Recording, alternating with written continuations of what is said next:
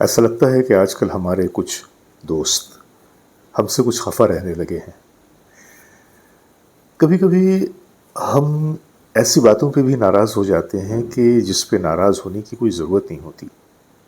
अब देखिए ना, मुझसे कहा गया कि मेरे वीडियोस पे जो कमेंट किए जाते हैं, तो जो लोग मुझसे असहमत हैं उनके भी कमेंट को मुझे एक्सेप्ट करना चाहिए। हालांकि मैंने हमेशा ऐसा ही किया है।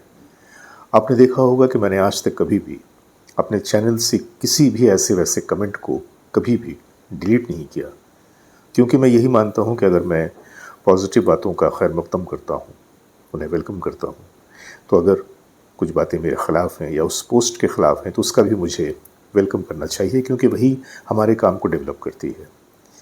हाँ, इतना ज़रूर होता है कि जब बाशऊर लोग, पढ़े लिखे लोग भी बहुत ही हल्की बातें करते हैं, बहुत ही ऊपर की बातें करते हैं, तब थोड़ी तकलीफ़ होती है।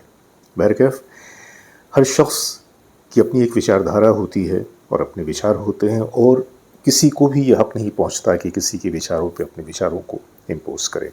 मैं भी नहीं करता। एक चीज़ मैं जो कहना चाहता हूँ अपनी तरफ से वो ये कि इंसान वही इंसान है कि हर दौर में जिसने देखा है हकीकत को हकीकत की नज़र से।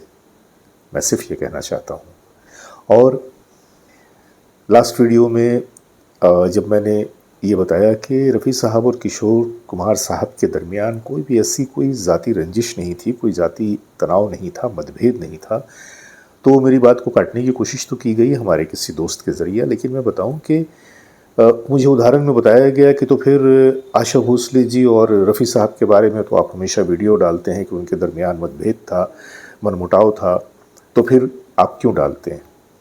तो मैं आपको बताऊं, पाँचों उंगलियां बराबर नहीं हैं। जहाँ तक रफ़ी साहब और आशा जी की बात है, तो रफ़ी साहब को कभी भी आशा भोसले जी से कोई पुरखाश नहीं थी। उन्होंने कभी भी आशा भोसले जी के साथ कोई ऐसा रवैया रखा ही नहीं। हाँ, ये आशा ताई का एक कॉम्प्लेक्स था हमेशा से, क्योंकि वो कहीं ना कहीं अपने आप को रफ़ी साहब से बेहतर दिखाना चाहती थी। और अगर आपको मेरी बात पे यकीन नहीं है, तो वो गाने जिनमें एक गायकी का थोड़ा नोक-झोंक गायकी की नज़र आती है, थोड़ी रस्साकशी नज़र आती है रफ़ी साहब के और आशा जी के, उन्हें आप देखिएगा कि जहाँ-जहाँ पे भी मौका मिलता है, आशा जी रफ़ी साहब की गायकी पे चढ़कर गाने की कोशिश करती हैं। ये मैं नहीं कह रहा हूँ, ये जानकारों का कहना है। हो सकता है कि आप मेरी बात से इनकार करें, आप इनकार भी करेंगे तो मेरा क्या जाता है।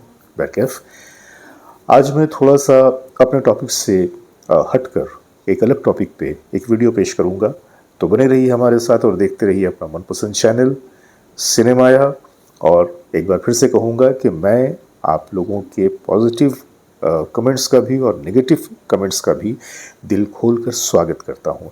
लिहाजा कुछ भी लिखने में कोई झिझकने की ज़रूरत नहीं है। इतना ज़रूर मैंने कहा है कि वो लोग जिन्हें मेरे पोस्ट बुरे लगते हैं, वो फिर खामोखा अपनी एनर्जी को बर्बाद न किया करें। तो ये मैंने दोस्ताना तौर से कहा है, इसमें कोई मेरा ईगो नहीं है, या मैंने कोई ऐसी बात नहीं कही कि साहब आप हमारे घर पे मत आइएगा। नहीं, बिल्कुल आइए। मेरे दरवाजे खुले इसी के लिए हैं कि आप हमारे घर पे आएँ, हमारी वीडियोस को देखें। आपकी मर्ज़ी, चाहे तो लाइक करें, नहीं मर्ज़ी तो लाइक नहीं करेंगे। लेकिन जब आप मेहमान की तरह से आएँ, तो मुझे भी थोड़ा सम्मान करने दीजिए, बस यही कहूँगा। आइए चलते हैं वीडियो की तरफ।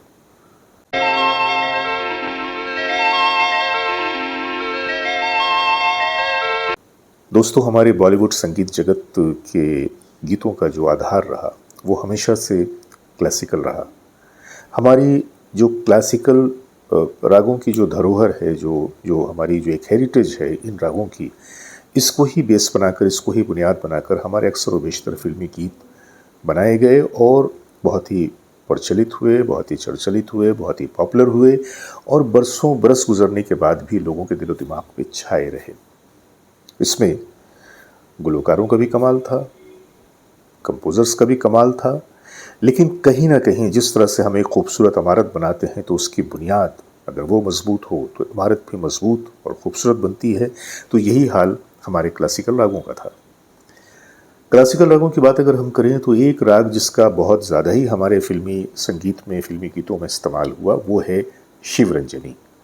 शिवरंजनी पे बनाए गए सैकड़ों की तादाद में गीत हमारी इंडस्ट्री में मौजूद हैं और आप यकीन करें कि इनमें से हर एक गीत सुनने से ताल्लुक़ रखता है और सिर्फ सुनने से ताल्लुक़ नहीं रखता बल्कि आज तक पॉपुलर भी है।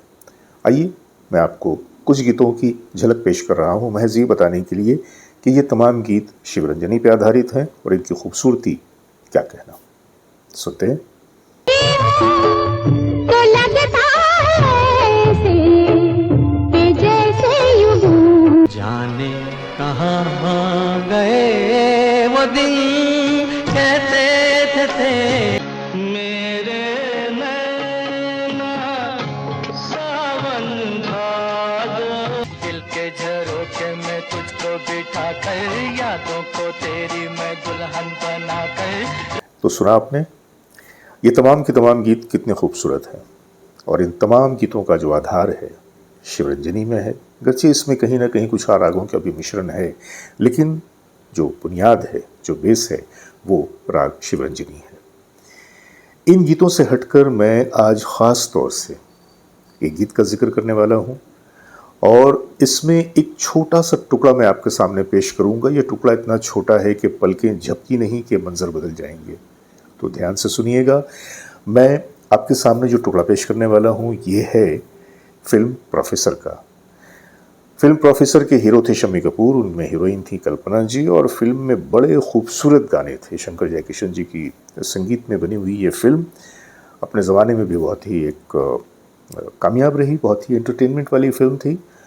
और गीतों का तो क्या कहना, उन तमाम गीतों में एक जो गीत था मोहम्मद रफ़ी साहब और लता मंगेशकर जी की आवाज़ में रिकॉर्ड किया गया था, जो कि मैं समझता हूँ कि फ़िल्म का सबसे खूबसूरत तरीन और मकबूल तरीन गाना रहा। आवाज़ दे के हमें तुम बुलाओ, मोहब्बत में इतना ना हमको सताओ। आवाज़ देंगे हमें तुम बुलाओ। इस गीत को आपने सैकड़ों नहीं हज़ारों बार सुना होगा और इस गीत में एक तरफ तो रफ़ी साहब, दूसरी तरफ लता मंगेशकर जी। मैं समझता हूँ कि हमारी इंडस्ट्री की खूबसूरत तरीन जो गीत डुएट्स हैं उनमें इस गीत को भी शामिल किया जा सकता है। और इस गीत को जब आप सुनते हैं तो आखिर की तरफ आते आते एक जगह पे रफ़ी साहब कहते हैं, आवाज़ दे के हमें तुम बुलाओ। वो जो अंदाज़ है, वो जो एक एक्सप्रेशन है, मैं समझता हूँ कि मुझे फिर यहाँ पर कहना पड़ता है कि सिर्फ़ और सिर्फ ये रफ़ी साहब का ही हिस्सा है। शायद कोई और गुलकार इतनी खूबसूरती से इतनी बारीक चीज़ को उजागर न कर पाए। आइए सुन लेते हैं। मेरी बात से आप सहमत होंगे या नहीं होंगे, मैं इस बहस में नहीं जाऊंगा। अगर आप सहमत हैं तो बहुत अच्छी बात है, अगर सहमत नहीं भी हैं तो ये आपके अपने विचार हैं, मैं उस पर कोई टिप्पणी नहीं करूंगा। आइए सुनते हैं उस छोटे से टुकड़े को। आवाज़ दे के हमें तुम बुलाओ, आवाज़ दे के हमें तुम बुलाओ। मैं दूसरों की बात तो नहीं कहता, लेकिन जब जब मैं इस गीत को सुनता हूँ तो आप यकीन करें कि इस टुकड़े को मैं रिवाइंड करके कई बार सुनता हूँ और इसीलिए आज भी मैंने इस टुकड़े को आपको कई बार सुनाया। इस पूरे गीत को आप YouTube पे जाकर बड़े आराम से सुन सकते हैं और मेरी ही तरह अगर आपको ये टुकड़ा पसंद आए तो बार बार रिवाइंड करके भी सुन सकते हैं। तो बस आज की ये जो कहानी थी, कहानी क्या थी, बस एक छोटा सा वीडियो था जो मैंने कहीं पर एक बहुत ही खूबसूरत सी बात नोटिस की इस गीत में, तो मैंने चाहा कि आप लोगों से भी शेयर कर लूँ। तो उम्मीद करता हूँ कि इसी तरह से हमारी और आपकी मोहब्बतें बनी रहेंगी। और भाई, दिलों में गलत फहमियाँ लेके मिलना अच्छी बात नहीं है और मेरे दिल में यकीन करें कि कोई गलत फहमी नहीं है, आप लोगों के लिए कोई शिकायत नहीं है। मेरे दिल में आप लोगों के लिए सिर्फ़ और सिर्फ मोहब्बतें हैं और मैं यही आशा करता हूँ कि मेरे लिए भी आप लोगों के दिलों में मोहब्बतें ही होंगी। हाँ, इतना ज़रूर चाहता हूँ कि आप अपनी मोहब्बतों का इजहार भी करें। और ये इजहार कैसे करेंगे? मेरे वीडियोस को लाइक करके, शेयर करके और अपने दोस्तों में, अपने यारों में, अपने रिश्तेदारों में इस वीडियोस को ज़्यादा से ज़्यादा फैलाकर और हमारे चैनल को सब्सक्राइब करके। तो बस अपने दोस्त, अपने भाई जावेद नसीम को इजाज़त दीजिए, बहुत सारी मोहब्बतों के साथ। नमस्कार। आवाज़ दे